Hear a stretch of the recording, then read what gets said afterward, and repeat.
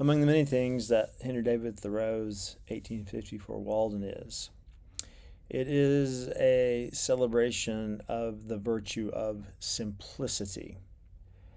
Famously, in his second chapter of the book, Where I Lived and What I Lived For, Thoreau says, "Simplicity, simplicity, simplicity. I say, let your affairs be as two or three, and not 100 or 1,000. Instead of 1,000,000, count half a dozen, and keep your accounts on your thumbnail." He says that most of our lives are frittered away by detail, and that this frittering away by detail uh, forces most of us to live lives of quiet desperation. Now, what does Thoreau mean by simplicity? On the surface, the meaning is quite obvious. I can choose a life of complexity. I can choose a life that requires me to attend to multitudinous details at all times. In other words, to use our language, I can choose a very stressful life where I'm constantly having to pay attention to one thing or another, often paying attention to one thing or another that I do not want to pay attention to.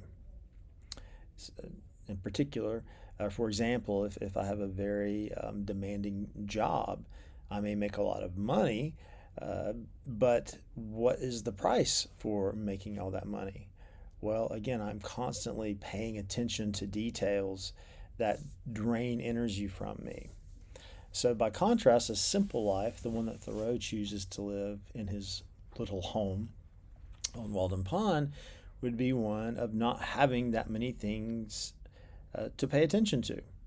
Thoreau builds his house. He builds it on such a level to where he only has to work 6 weeks out of a year in order to support himself. The house has virtually no furniture, so he doesn't have to do any housework. So he doesn't have to go to a job every day. In fact, he has to go to a job very little throughout the year, and he doesn't have much to take care of with his house. In Thoreau's case, because he's choosing solitude, he doesn't even have a family to have to attend to. So this simplicity gives Thoreau more energy, more flexibility in his life to pursue the projects that he thinks are the most important. He can spend his time writing. He can spend his time fishing. He can spend his time farming. He can spend his time essentially doing things that he wants to do. Whereas if I'm choosing a complicated life, I'm generally spending my time doing things I do not want to do. So that's a basic contrast. It's pretty easy to grasp, but if that's all we take from Thoreau's definition of simplicity, we're not really doing him proper service. Because if we just leave it at that, we take away from the book a fairly uh, basic how to, ultimately, a fairly preachy how to, assuming that the only way we can be like Thoreau is to quit our 9 to 5 job and choose to live in a very tiny house and not have to work that much anymore. But that's not getting the spirit of the book. Because ultimately, this book, as I've said elsewhere, is an invitation to liberate yourself from whatever shackle you find yourself under. You can live in New York City and still live a Thoreauvian life in this regard. Ultimately, it's an invitation to live a life of, to use one of Thoreau's favorite words, elasticity, or to use another of Thoreau's favorite words in the book, a life of play. Now, what does this mean?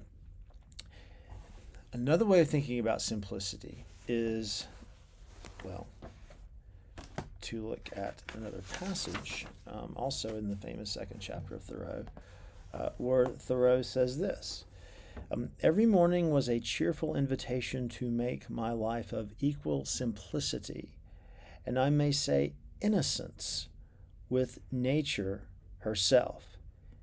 And he goes on to talk about how every morning he gets up and bathes in the pond. But ultimately, when Thoreau connects simplicity to innocence, he's giving it another deeper and more universal meaning. Thoreau is constantly in this book, Walden, proposing that we live a life that is as unattached to uh, conventions, rules, principles as possible. He says, a man is rich in proportion to the number of things, excuse me, a man is rich in proportion to the number of things he can afford to let alone. So I'm rich for Thoreau not in having lots of things, but in letting lots of things alone and not buying things. So, in other words, I'm remaining unattached to things. Another place, also in the second chapter, Thoreau says, I want to live as free and as uncommitted as I can for as long as I can. So, to be uncommitted, to not buy things. Later in the Higher Laws chapter, and about in the middle of the book, he'll say that I've chosen a life of chastity. Now, obviously, chastity can simply mean I'm going to lead a life where I don't value my bodily impulses, in particular sex. But the way Thoreau thinks of chastity is as I'm not attached to one spouse or another. I'm not attached to one lover or another. I am free to pursue whatever romantic endeavors I wish. I'm not attached. So, this idea of being unattached, being uncommitted, being traveling light, being loose, being spontaneous, these are ways of practicing simplicity. And ultimately, this is to say that for Thoreau, to be simple is to be innocent. Well, what does Thoreau mean by innocence? For Thoreau, innocence is simply living a life that is as full of potential as possible, as opposed to a life that is controlled by the actual. Think about it. When you're a child, uh, you can be called innocent. And what does that mean? Well, it means you haven't yet chosen, say, a profession. You can be anything when you're a child. What do you want to be? Doctor, lawyer, teacher, whatever you want to be, you can be it. Not only that, you probably haven't really chosen a set of beliefs yet. You haven't become dogmatic yet. You haven't become prejudiced yet. Your mind is open, and you don't know what's really going to happen from moment to moment. There's an unpredictability to the life of innocence. So, when you become an adult, what happens? These possibilities dwindle away. You do choose a job, and you are identified with that job. You do choose, say, a religion or a political party, and you are connected with those things as well. Maybe you choose a spouse. Maybe you choose to buy a big house. Now, you can certainly change your mind, but there's a way in which the older we get, the fewer choices we have. I'm 58. I've lived a certain kind of life for many years, being a college professor at the same college. I have a house. I have a family. And that's fine. I've chosen these things. I'm not lamenting these things, but it's very unlikely that I'm suddenly going to change professions. It's very unlikely that I'm suddenly going to move into another town. But Thoreau is suggesting this, that I don't need to move to another town. I don't need to change professions to be innocent. To be innocent is ultimately to see the beginning of every day as a fresh start. And I think this is one of the most important and powerful messages of Walden that is often overlooked. When Thoreau says, I want to live my life extravagantly, there's a sense that he wants always for there to be more possibility, for there to be a constant overflowing of what is expected, a constant superabundance in the face of what most people see as scarcity. He's constantly writing about the morning time. You wake up first thing in the morning and you can say, oh my gosh, this is just another day, and I know exactly what's going to happen today. Or you can say, no, this is a new day. This is a new dawn, and I can do some things differently today. And if I do things differently today, I might feel more elastic and more playful and more full of possibility. And one can further say that this connection between simplicity and innocence is also connected to Thoreau's idea of literature. As we read Thoreau's book, as I've mentioned elsewhere, we constantly are invited to find new meanings to old words. We're constantly asked to see a word, say, like account, in numerous ways, some of them new. We're asked to see a word like economy in numerous ways, some of them new. We're constantly asked to seek analogies.